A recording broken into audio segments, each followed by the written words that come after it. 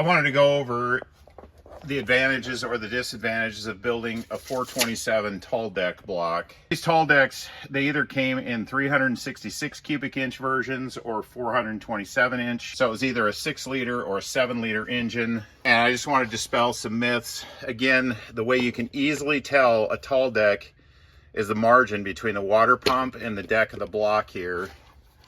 And with a water pump on, I'm just going to set one on here.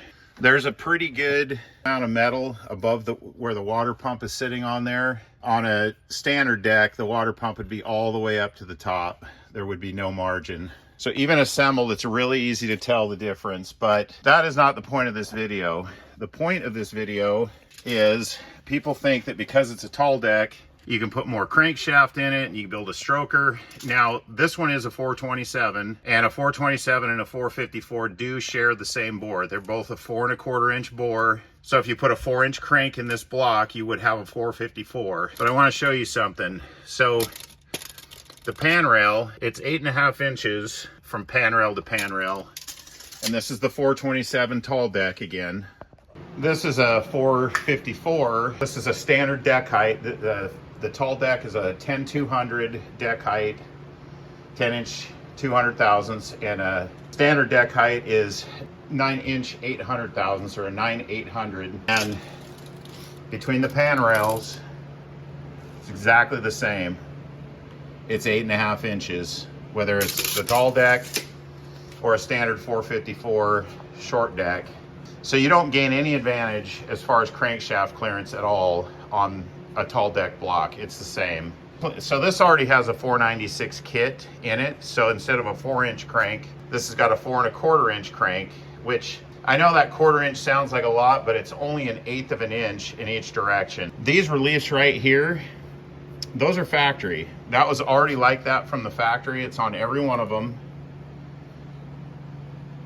You can see them. And I'm going to rotate one of the, well, actually this one's rotated pretty good right there.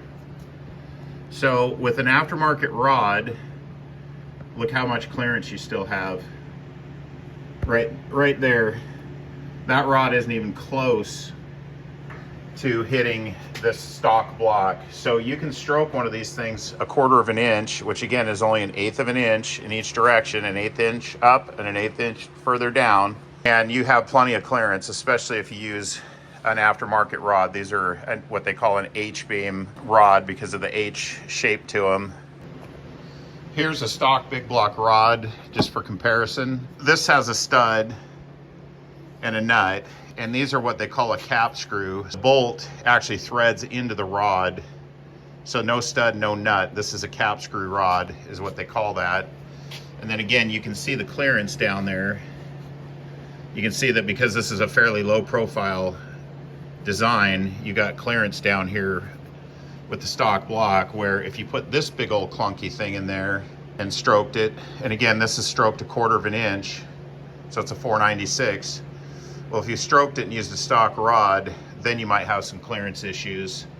But with a nice aftermarket low profile rod, there's no clearancing. I didn't have to do any grinding, and they work out really nice. So that's that. And then if you want to compare, again, to easily spot the difference in a tall deck, you can see how thin that margin is right here between the deck and the water pump. And then if you put the water pump on, it sticks up a little bit into the deck area. So even assembled, if you see the water pump on the engine and it looks like that, you know it's a standard deck. And if it's a big margin like that, then you know it's a tall deck, just at a glance. So it's super easy to tell the difference. So now let's go over the advantages and the disadvantages. The tall deck is a 4-bolt main, which, yes, that's better and it's good, but unless you're making a ton of horsepower, it isn't going to matter. 2-bolt will hold just fine, unless you're making, just stupid horsepower, like maybe above 800. And the only other thing is that you would have a 400 thousandths longer rod in a tall deck engine, so your rod ratios would be better, but at the expense of the added weight of that longer rod. Now let's go over the disadvantages. So because the tall deck heads are sitting higher after they're installed, No conventional intake manifold is going to work on a tall deck block. And that is a pain, honestly. They make spacers basically because the heads would be, you know, higher, which means they'd be more spread apart because of the V of the engine.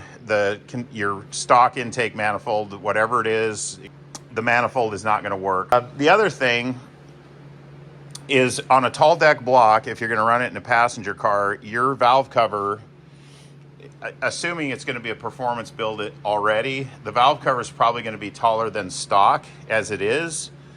And then you're going to add 400 thousandths more height to even that dimension. And what do you have sitting right here on most builds? You got a power brake booster. So your tall deck is not going to be user friendly in that regard. You're not going to clear your brake booster, or you're going to have to put one of those little dinky ones on. And in my opinion, those things don't work that good. The other thing is on the exhaust side, because the head is going to be sitting considerably higher on a tall deck, your headers aren't going to work. The headers are going to be sitting, you know, a half an inch or so higher than they would on a standard deck. And again, most of the stuff that's built for these engines, you know, in the aftermarket and high performance industry is for a standard deck block.